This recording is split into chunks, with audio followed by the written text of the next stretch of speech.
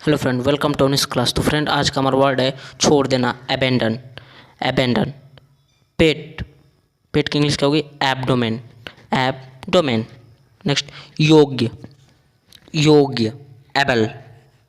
Able. अनियमित। अनियमित। Abnormal. Abnormal. इधर उधर। इधर उधर। अबाउट। अबाउट। बेखबर। बेखबर। एब्सेंस। एब्सेंस। गाली देना। गाली देना। अब्यूज। अब्यूज। स्वीकृत। स्वीकृत। एक्सेप्ट। एक्सेप्ट। दुर्घटना। दुर्घटना। एक्सीडेंट। एक्सीडेंट। प्राप्ति। प्राप्ति। अचीव्स। हमने देखा 1 मिनट में 10 वर्ड्स। Thanks for watching.